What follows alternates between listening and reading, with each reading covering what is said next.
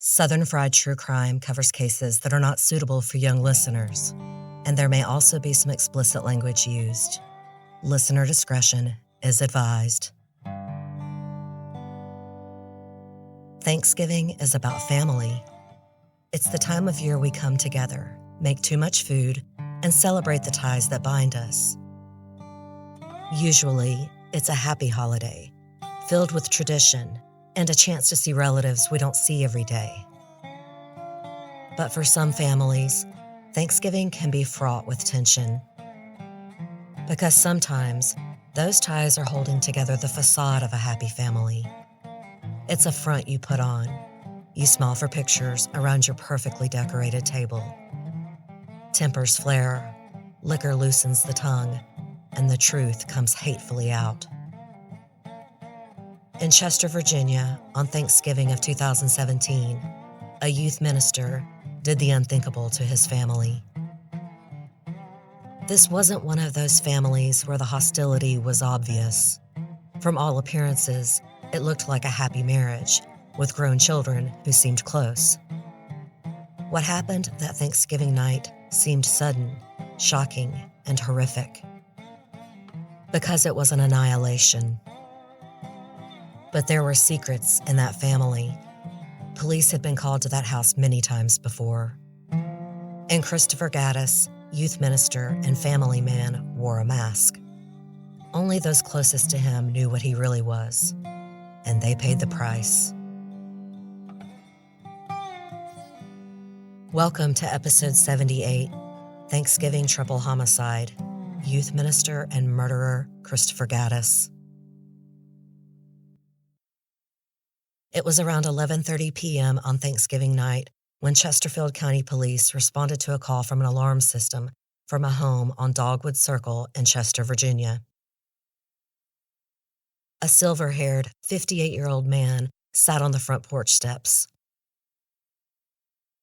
A kitschy sign hung over his head that said, "Welcome to the porch." There was a young man lying dead 3 feet away from him. As the first officer approached the house, Christopher Gattis said, "He threatened me." The officer ordered Gattis to lie face down on the ground with his hands behind his back.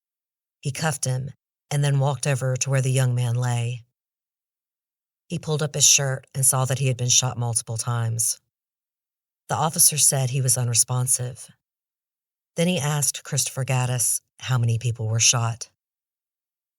Gattis said 3. There were 2 more in the house. The officer asked him why. Christopher Gattis said, "They kept threatening me. They threatened to kill me." The officer then read him his Miranda rights, but Gattis kept talking. He said they're all probably dead. They all came after me. But if they all came after him, why were they all shot in the back? I'm going to pause now for a short commercial break.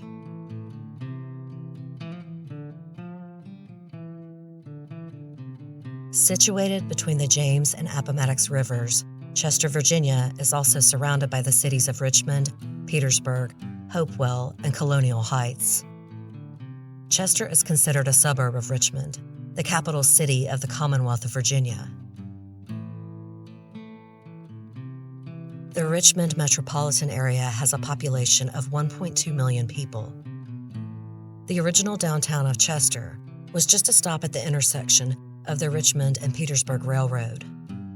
With a long history of being surrounded by larger communities, Chester Station was even the scene of a battle during the American Civil War. Chester, with a population of just over 20,000, is a small, prosperous town. The crime rate is extremely low, and the median home costs $200,000. It's small but diverse, with good schools and a tight community. It's the kind of place you want to raise children. It's where Christopher and Jeanette Gattis lived and worked. Jeanette as a bookkeeper for a real estate firm, and Gattis as a youth ministry director at Grace Lutheran Church. They did appear to be a happy couple, active in their community. It was Christopher's 3rd marriage and Jeanette's 2nd.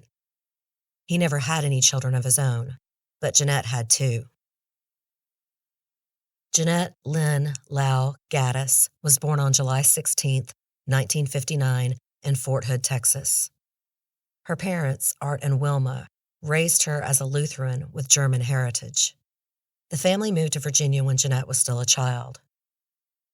Jeanette attended Colonial Heights High School, and she graduated from the College of William and Mary with a Bachelor of Business Administration. Both schools are in Virginia. She married a man named Holger Coons in May of 1984. They had two children together, Adam and Candace, who went by Candy. From what I can tell, the couple was living in California when their children were born, Candy in December of 1986 and Adam in October of 1988. Candy's Facebook page indicates the family was living in Singapore in 1993. That's because Candy's father, Holger, served as president, CEO, and the regional business unit head for Nestle Health Sciences Healthcare Nutrition Business Unit in Africa, Oceania, and Asia. Jeanette and Holger divorced in June 2000, and from Holger's resume, he was still living in China until 2007. Candy graduated from high school in Virginia 2004, so it would seem that after the divorce, Jeanette moved the kids back to the States and to Virginia to be near her parents. She started working in accounting at Napier Realtors in Virginia in 2002. She had worked there for 15 years at the time of her death. She is described by friends as bubbly, outgoing, fun, and even loud. Her Facebook page shows a happy-looking woman, very fit, who ran in charity races and was extremely close to her children and popular in her community. She had actually gone to high school with Christopher Gattis, and they reconnected at a 30-year high school reunion in 2007. They were married on August 8, 2008, at the Grace Lutheran Church. Christopher Raymond Gattis was born on July 28, 1959, in Petersburg, Virginia, to parents James and Elena. Like I said, he also attended Colonial Heights High School, and then he attended Virginia State University. Before he became a full-time youth minister at Grace Lutheran, he worked in his family's business, Lighthouse Furniture and Appliance. He was first married in 1980 to a woman named Carla. They didn't divorce until February of 1998, after 18 years of marriage. There is no public mention of the reason for their divorce, but he did marry his second wife, Kimberly, less than a year later. He and Kimberly divorced in August of 2003. After his third marriage to Jeanette in 2008, he worked in the furniture store until he became director of youth ministry at Grace Lutheran in 2014. Christopher was always characterized as the quieter of the couple. He was more sedate. His neighbors said he was a kind man who would do anything for you. Though, of course, that's become a trope in true crime. He was just the nicest man. No one would think he could do this. And that's often true. Good people do awful things all the time. But I'm not sure that Christopher Gattis, youth minister, supposed family man, and good neighbor, was all that nice and wholesome. In 2010, Christopher was charged with misdemeanor public intoxication. After paying a $25 fine, the charges were dropped. After the murders, a friend of his claimed that he used to drink but had quit. But that doesn't line up with the 7 calls to police over the Gattis' 8 years of marriage, one involving what was called a disturbance with a weapon. However, none of these calls ever brought charges or even official reports until the final one. Christopher was a man with a temper, and he was definitely a drinker and had shown violence in the past. On September 5, 2012, Kevin DeFord was delivering newspapers with his 19-year-old son. DeFord's son threw a newspaper into Christopher's driveway, then continued on around the cul-de-sac. As they drove past Christopher's house, Christopher threw the newspaper into DeFord's open window, hitting him in the face. DeFord's son got out of the vehicle to confront Christopher, but Christopher flashed a box cutter at him. The son put his hands up and backed away as Kevin DeFord called the police. Christopher's attorney was able to get the charge dismissed after he apologized to Mr. DeFord and his son and paid a $1,000 fine. "I'm sorry, but isn't that what newspaper carriers do? Throw your newspaper onto your driveway?" For some reason, this angered Christopher Gattis. By Thanksgiving of 2017, the thing that was bothering Christopher Gattis was his stepdaughter and her boyfriend. Born in 1986, Candy Coons was a world traveler. After living overseas as a child with her parents, she had lived all over the place in the U.S., including Iowa and, most recently, Oregon.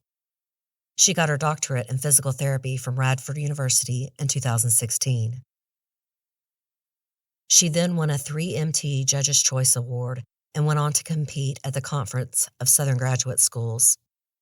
It's an event where graduate students present speeches about their research and its significance to a layperson in just 3 minutes, using only one presentation image. It's safe to say that Candy was a high achiever. Her Facebook is also filled with many happy photos, beautiful pictures of her snapped all over the world. She was a pretty brunette girl with bohemian style. She had several piercings and a sleeve tattoo, and she had a little dog she adored named Toby.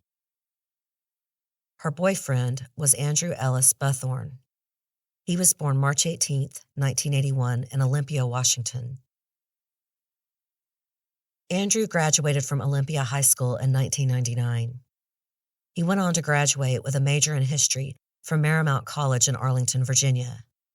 He went back to Washington, where he got his doctorate in physical therapy at the University of Puget Sound. Andrew loved playing sports, particularly golf, and his Facebook page shows his passion for golf and playing guitar, riding his bike, coffee, and craft beer. In an interview, Andrew's grieving father described him as, quote, "a Civil War buff who was unique, egg-headed, outgoing, caring, funny, kind, and someone who wanted to serve his fellow humans." Though they had lived in Virginia around the same time, Candy and Andrew met in Eugene, Oregon, at a continuing education workshop. He seems a bit bohemian too, and they looked like a really sweet couple. He and Candy both became traveling physical therapists on contract with AMN Healthcare. In both Andrew and Candy's obituaries, they are described as the love of each other's lives. They started dating in March 2017. Andrew's mother, Nancy, said after their first date that they were like two peas in a pod. Nancy even said she was really attached to Candy. She said the couple were smitten with each other and would light up when the other one walked into the room. Nancy told reporters that she knew Andrew and Candy would have gotten married. In September, Andrew and Candy moved to Virginia. They planned to look for jobs as they did traveling physical therapy. It's not clear where they were living at this time, though they later moved in with Candy's mother and stepfather in November. It was originally only supposed to be for a few days, but it took about 2 weeks, and according to an interview Andrew's family later gave, he had found a job at a nursing home in Winchester, Virginia. He told his family he had moved out of the Gattis home. Andrew's mother said he had driven back to spend Thanksgiving with Candy and called his family in Washington that day. He told her that he and Candy next planned to move to Yuma, Arizona for their jobs. His parents were thrilled because they own a winter home in Arizona. Andrew's mother said that when she talked to him on Thanksgiving, he said that he was having a great time, that he was helping out around the house and had painted the fence around the Gattis home. But conflicting reports say that the couple was still living with Christopher and Jeanette, which was a source of friction. I'm honestly not sure because of the different accounts of what happened, but several details make me believe Andrew had moved out, and it was just Candy who was staying at the Gattis home. Christopher had agreed to a short-term arrangement, but after a couple of weeks, he was growing more and more angry. And he always got mad if Jeanette's children stayed longer than a few days. Candy's younger brother Adam didn't live there either, but often visited. I'm sure Andrew just didn't want to involve his parents in that drama. He didn't want them to worry. That's why he was so upbeat in his call. Or maybe, like Candy and Jeanette, he was choosing to ignore Christopher's hostility. Because of their chosen careers as traveling physical therapists, I don't think Andrew and Candy meant to stay long in Virginia.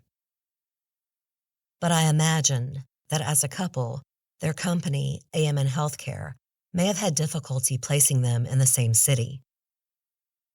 But whatever the real arrangement was, Christopher Gattis had made his feelings clear in the 2 days before Thanksgiving. He wanted the couple out.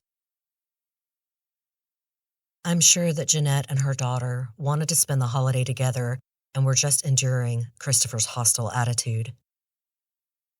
With his history of temper tantrums, they may not have taken him seriously. It's hard to say.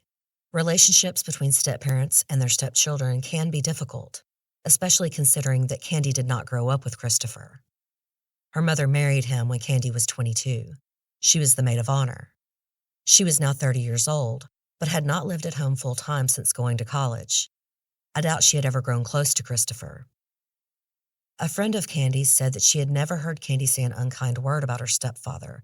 Quote, "The family appeared happy."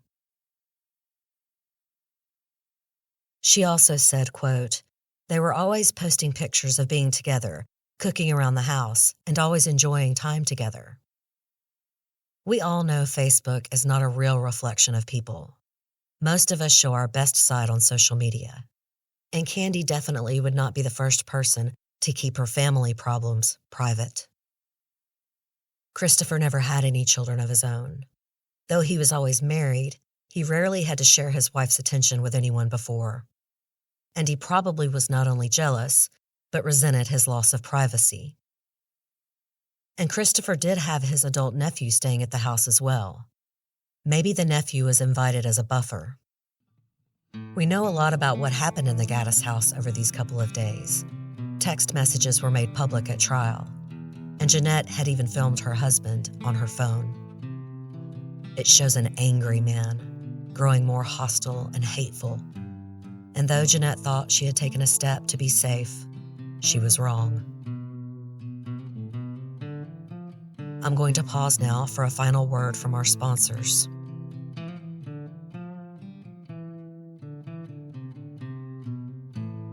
On November 21st, 2017, 2 days before Thanksgiving, Christopher was drinking while the rest of the family played a board game. Christopher came in the room and started yelling at Candy and Andrew. He wanted them out. Jeanette stood up, trying to calm him down, and he shoved her.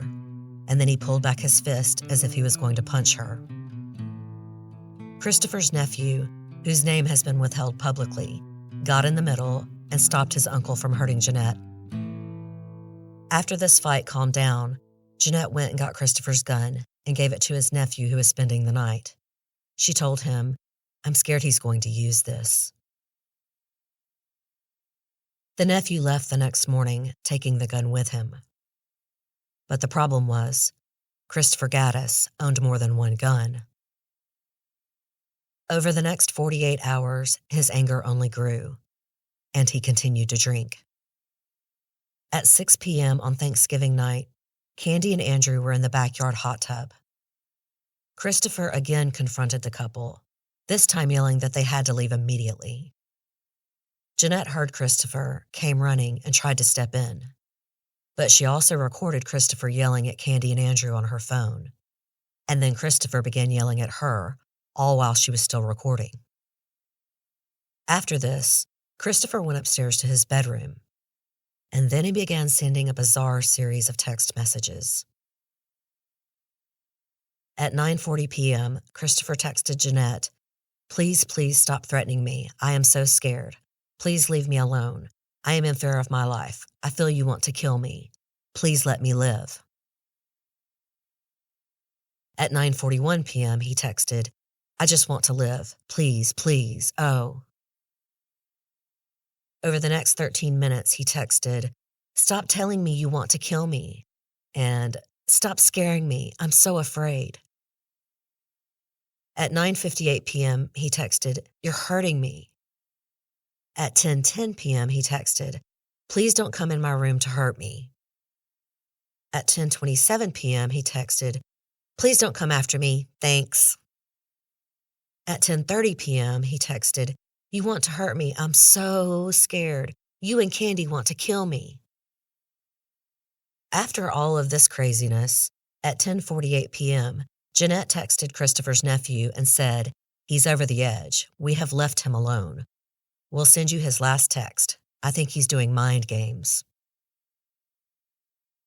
At 10:57 p.m., Christopher's nephew replied and said, "What in the world? Please be careful. I don't know what he's doing, but I think you two should stay somewhere else if you can." The nephew texted again a few minutes later. He said, "This is a very strange message. I don't believe he's scared at all. I don't know why he would say that. I won't message him. For Candy, Andrew, and your sake, I really think you two should stay somewhere else." Then at 11:06 p.m., the nephew texted again and said, "The more I learn about my family on that side, the less I want anything to do with it." I am reading the text verbatim, and I'm not sure why he kept saying "you two" instead of "you three," unless he meant that Jeanette should leave with Christopher, which would be really strange. The only thing I can think is that this is more proof Andrew really had moved out and was just there for Thanksgiving. And the nephew thought he should go home, and Candy and Jeanette should find a place to stay. At this point, Christopher had stopped texting Jeanette. Despite the nephew's urging, Jeanette probably thought that Christopher had fallen asleep. He had been drinking, and she thought she had taken away his gun. It was Thanksgiving night. I'm sure they were all relieved that Christopher went to bed without further drama. By 11:15 p.m., Jeanette, Candy, and Andrew were hanging out in the kitchen playing a board game. But Christopher was awake, and he grabbed his Taurus .45 caliber semi-automatic pistol and 3 fully loaded magazines. Then he went downstairs to the kitchen. They all saw him coming and jumped up, trying to run. He shot Jeanette first, then Candy. Andrew managed to run out the door, but Christopher chased him, shooting him in the back. Outside, he shot him twice in the stomach. When the smoke cleared, Christopher had emptied the gun's 11 rounds. 1 fully loaded magazine was left on the kitchen floor, and a third was still in Christopher's pocket. After killing Jeanette, Candy, and Andrew, Christopher called his home alarm company and told them to send police, but he didn't say why he needed them. This was at 11:27 p.m. Right around 11:30 p.m., the first officer, N.C. Frazier, showed up at the Gattis house on Dogwood Circle. Frazier didn't know exactly what he was showing up to. He just got a call from the alarm company. He found Christopher sitting on the front steps. Andrew was lying dead only 3 feet away from Christopher. In the officer's body cam footage, you can see Frazier approaching the house using a flashlight to guide him. The camera footage shows Andrew, with steam coming from his body due to the cold, lying face up on the lawn in a blood-stained t-shirt. As Frazier approached the house, that's when Christopher said that Andrew had threatened him. As I said in the opening, the officer had Christopher lie down on the ground and handcuffed him, but he didn't read him his Miranda rights right away. Frazier later said he was detaining Christopher without placing him under arrest because he was attempting to get an understanding of the situation before reading him his rights. But then he walked over and lifted up Andrew's shirt. He saw that he had been shot in the stomach. He reported that he was unresponsive, but Andrew was already dead. That's when he asked Christopher how many people were shot. Christopher said 3, 2 inside the house and 1 in the yard. He seemed dazed, but not crying. Frazier asked Christopher why he shot them, and Christopher said, "They kept threatening me. They threatened to kill me." It was at this point that the officer read Christopher his Miranda rights. This could have been a crucial mistake had there not been video evidence and the text messages to back up what Christopher said. It didn't matter, though. Christopher kept talking. He told him they were probably all dead and, quote, "they all came after me."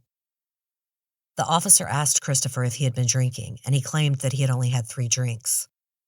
Then Christopher told Frazier that he shot everyone, quote, when they all ganged up on me.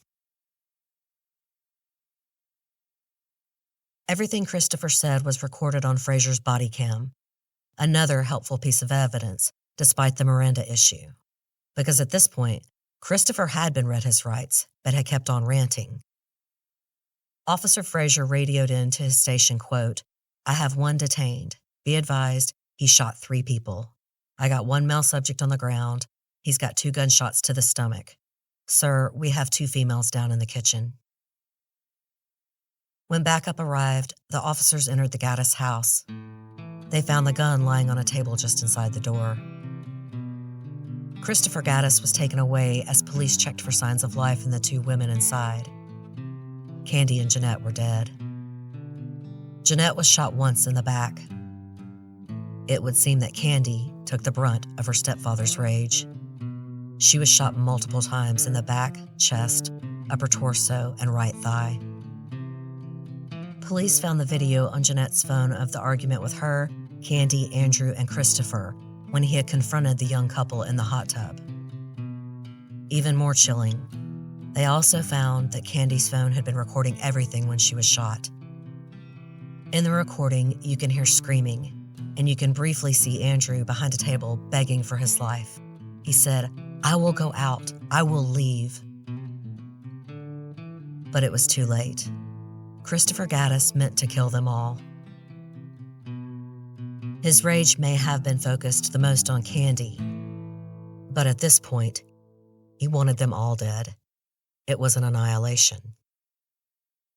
Christopher Gattis was charged with 3 counts of first-degree murder and 3 counts of using a firearm and the commission of a felony. He was held without bond and was placed on suicide watch. Following Christopher's arrest, the church suspended him without pay and then released this statement, quote, Members of Grace Lutheran Church are deeply saddened by the loss of life last night as a result of 3 individuals being shot in Chester, and this tragedy included members of Grace Lutheran Church.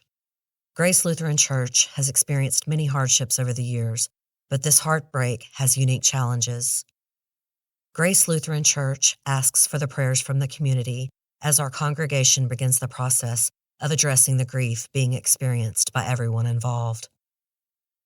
When Jeanette's son and Candy's brother, Adam, was told of his mother and sister's murders, Adam said he began connecting the dots after he was over the initial shock.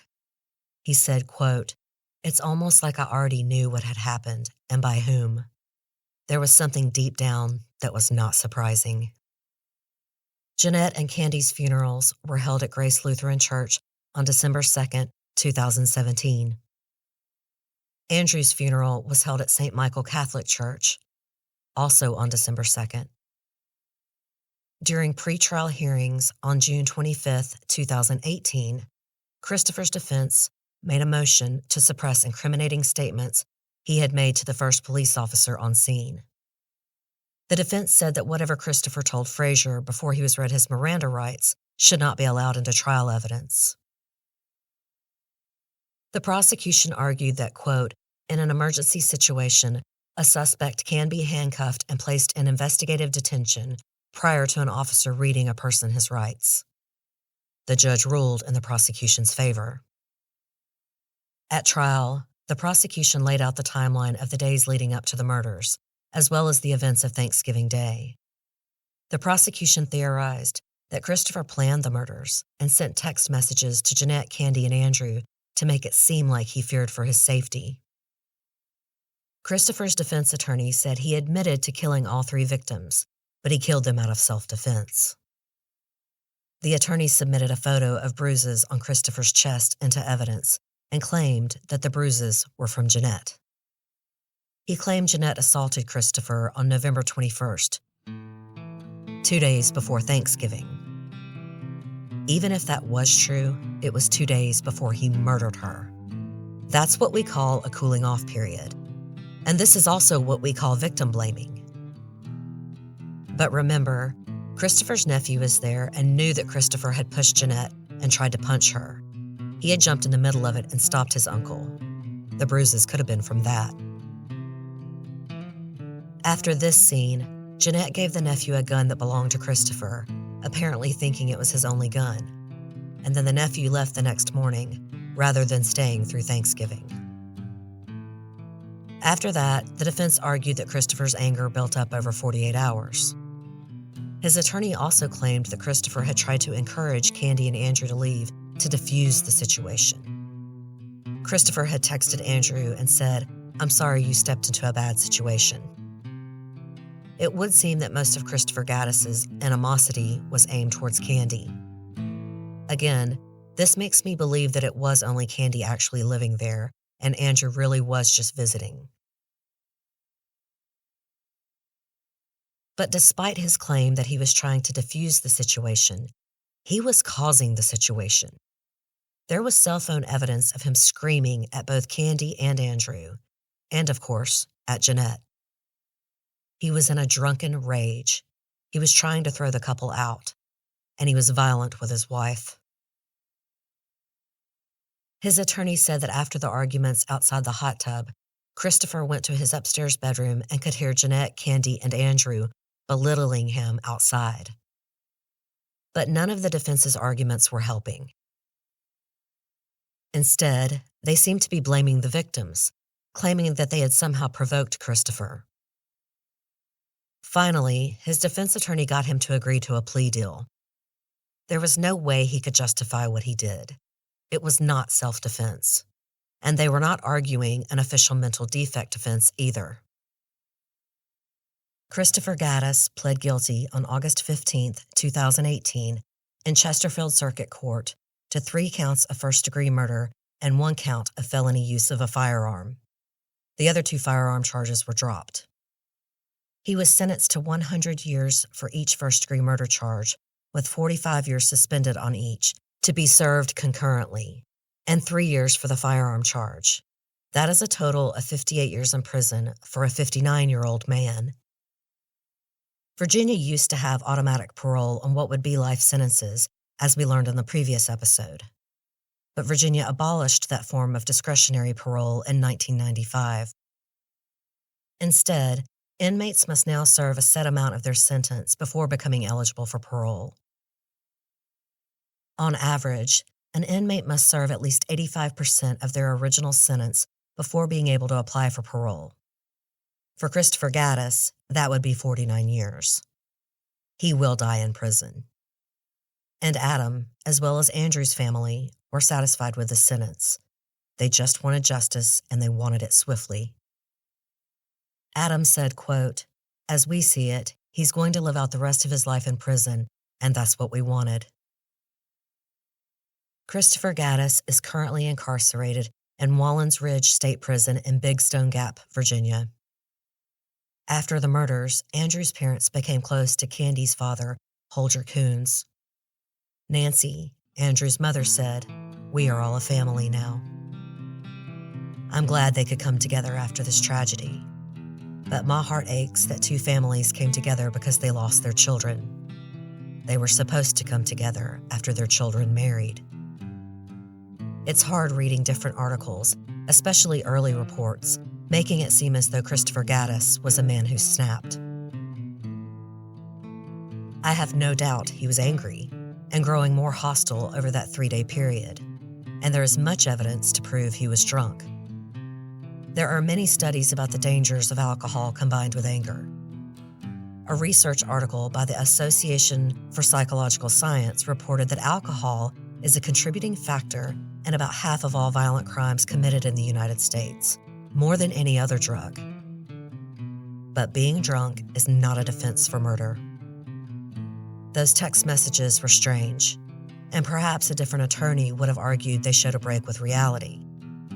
But when you take them with the cell phone video evidence and what the nephew heard and saw, I believe the prosecution would have had no trouble convincing a jury that this was premeditated.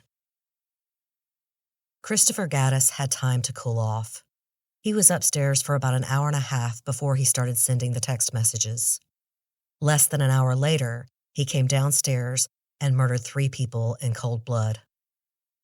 people screaming and begging for their lives, his own wife and stepdaughter. And then he chased down Andrew Buthorn and made sure he was dead. This man was a youth minister. He showed every outward appearance of normalcy. It was only after the murders that the mask was pulled back. People often say the signs are there. Even Adam, Jeanette's son, said in hindsight he could see it, but he didn't see it before. Christopher Gattis kept getting off with a slap on the wrist when he broke the law.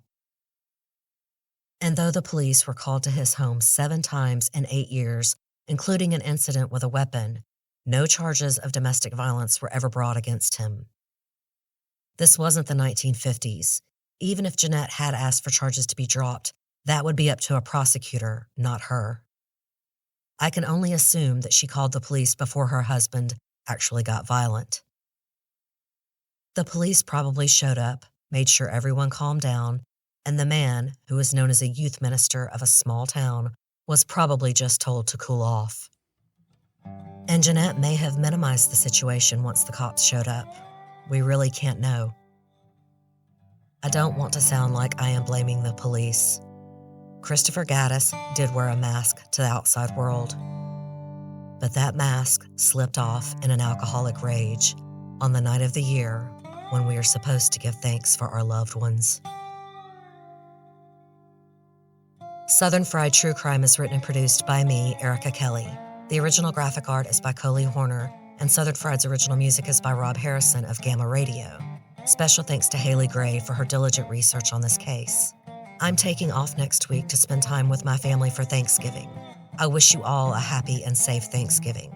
Please be kind to retail workers if you like to shop on Black Friday, and tip your servers and bartenders generously. These people work hard on the holidays, missing time with their own families. Don't forget to check out my YouTube channel if you're interested. It is still in the early stages, but the last few episodes posted are really cool. It's youtube.com/Southern Fried True Crime. If you enjoyed today's show, don't forget to subscribe and please tell a friend or rate and review on iTunes. I'm also on most large platforms like Stitcher and Spotify. If you're interested in supporting the show, please visit my website, southernfriedtruecrime.com. There you can sign up to be a patron of the show, make a one-time donation, or purchase show merchandise. That's southernfriedtruecrime.com. And if you have any case suggestions, please email southernfriedtruecrime@gmail.com. I cannot reply to every private message on social media, and many get lost. So email is best, and please feel free to reach out. I love hearing from you guys. Until next time, thanks so much for listening. Y'all take care.